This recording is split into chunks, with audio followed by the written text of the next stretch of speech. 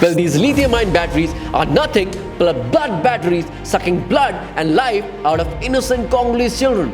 Laborers are abused, discriminated, and beaten mercilessly.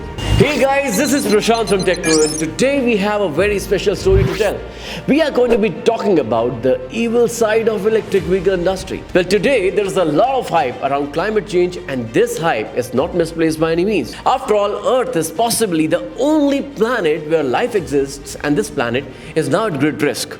Well, dozens of countries, big corporations, and environmental activists are coming up with many possible solutions to combat this climate change. Now, reducing the use of plastics, cutting down on fossil fuels, and using renewable energy are some of the top solutions. But there's one particular solution that has caught everyone's imagination. A solution that today has created a multi-billion-dollar industry. I'm talking about the electric vehicle industry. Electric vehicles. A lot of people love Tesla. Well, this is the EV sales forecast. Electric vehicles are the future. EV cars are being pitched as the best alternative to petrol and diesel cars, which are responsible for releasing huge amount of fossil fuels into our environment. Companies like Tesla and dozens of other big auto giants are today investing billions of dollars in the EV technology.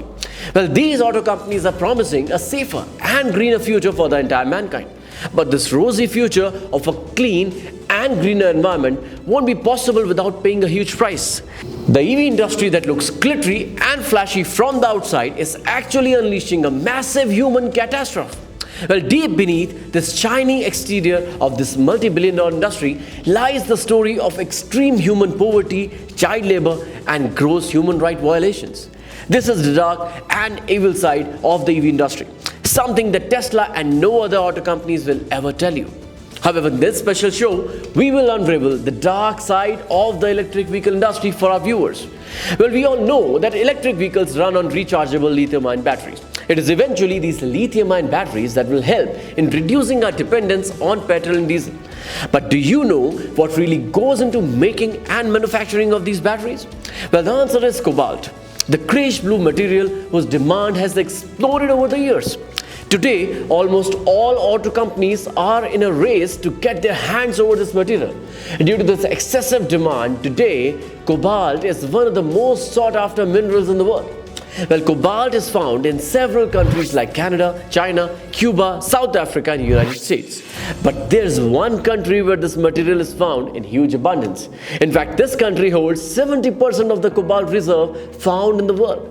This country is the Democratic Republic of Congo, or DRC. Well, DRC is the second largest country of the African continent. Despite being home to several rich minerals like blood diamond and cobalt, it is still one of the poorest countries in the world.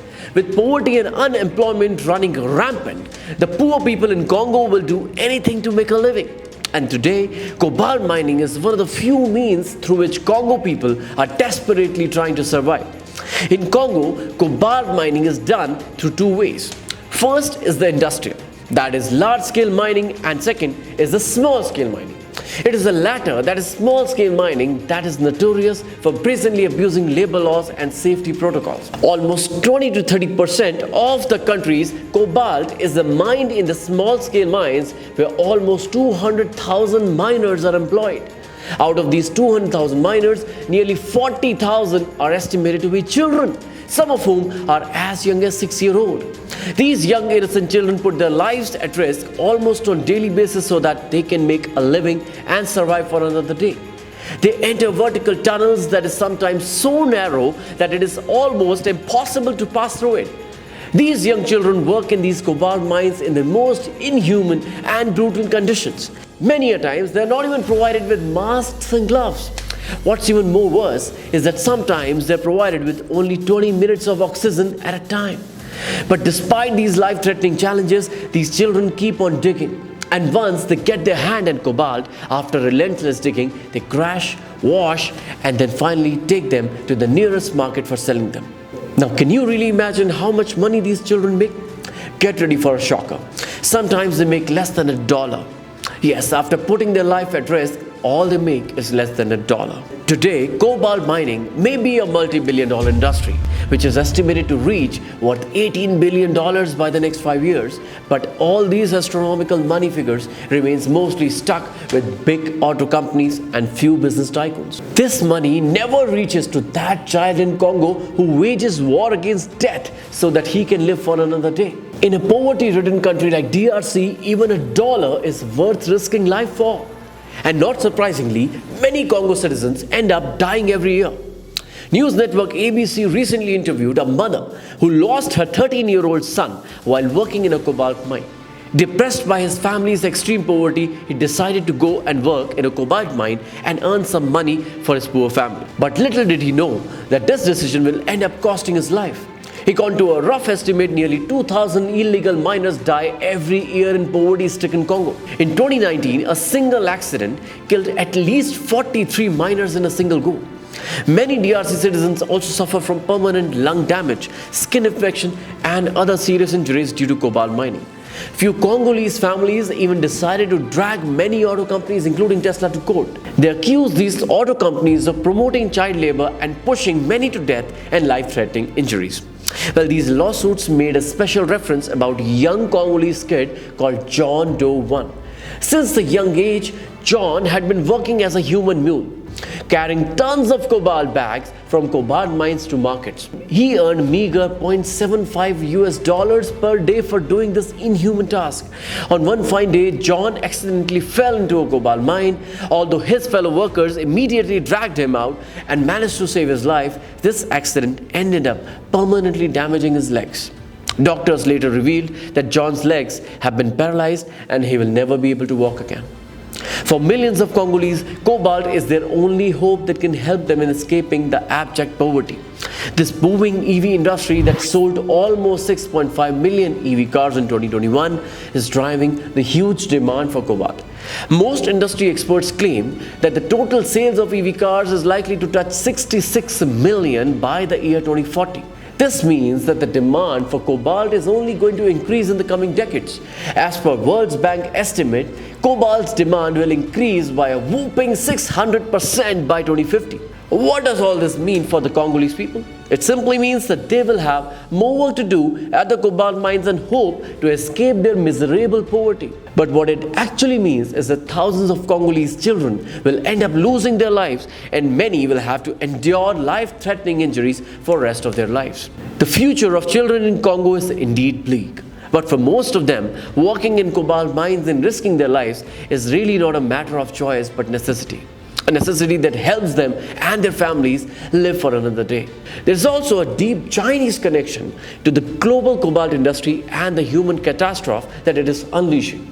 Today, China controls more than half of the companies engaged in cobalt mining.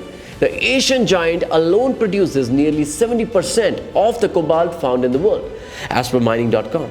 When during last 1 decade or so, China has gone into acquiring several American and European cobalt companies operating in DRC. As things stand out today, China alone controls almost 15 out of 19 industrial cobalt mines in DRC. This is yet another classic case of how China has reduced an underdeveloped and poor country into its financial colony. All because China wants complete control over the global cobalt production. With Congo almost fulfilling China's wish, in return, the Asian giant has promised better roads, schools, and investment worth billions of dollars. Well, China had started investing in cobalt mines way back in 2010. Back then, except for China, nobody had sensed that one day this mineral will become so precious and a sought-after material. Well, today China's bet is paying off quite handsomely as the EV industry is currently fueling monumental demand for cobalt. With China now enjoying a complete monopoly over cobalt production, it is today in a position to control the global supply chain of the entire EV industry. This also means that the Asian giant is already enjoying lion's share in an industry that is estimated to become a multi-billion-dollar industry in the near future. And now think about this fact from the context of China's ambition to become a superpower.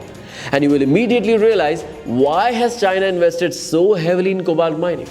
However, in the process of fulfilling its superpower ambition, China is making the lives of millions of Congolese children into a living hell. Well, several media reports claim that in many Chinese-controlled cobalt mines, laborers are abused, discriminated, and beaten mercilessly. Sometimes they are even forced to work without a contract. And in case if some workers die, their corpses are secretly hidden in an attempt to cover up. Their families are later bribed for keeping their mouths shut. But China alone cannot be held responsible for inflicting inhuman atrocities against the DRC citizens. Big auto companies like Tesla, Volvo, Mercedes-Benz, General Motors, Ford, and even Toyota are equally complicit in this crime. All these big companies are sourcing cobalt from Chinese-controlled mines, which eventually helps them in manufacturing lithium-ion batteries that end up powering most of their electrical vehicles. Well, these lithium-ion batteries are nothing but blood batteries sucking blood and life out of innocent Congolese children. In public, these auto companies make claim of having zero tolerance for child labor, but they are obviously lying. Most of these auto companies are completely aware about the child abuse and rampant child labor taking place in Congo's cobalt mines, but they choose to remain silent. These companies have been blinded by naked greed and blind hunger for profit. In 2020, Tesla did announce that it will soon start using cobalt-free lithium-ion batteries, but it later turned out that Elon Musk's company wasn't really serious about this decision. Shortly after making this announcement, Tesla reportedly signed an agreement with cobalt mining company Glencore for delivering 6,000 tons of cobalt per year. Well, next time when you end up buying an expensive EV car and feel proud about it, do spare a few thoughts for those Congolese children. Who knows that EV car might have costed the life of a young kid in Congo, or may have left a young Congo kid completely paralyzed for entire life. Your EV cars and EV bikes are actually running on blood batteries. This is not climate solution. This is outright human abuse and human right violation. Today, most EV companies are never tired of promising clean and greener environment. But remember that their promise of a clean and green environment is actually stained with blood. So this was our story for today. If you like this story, make sure to hit the like button on this video and subscribe to our channel. And yes, do share in comments more topics that you would like us to cover. This is Prashant signing off. See you in the next one.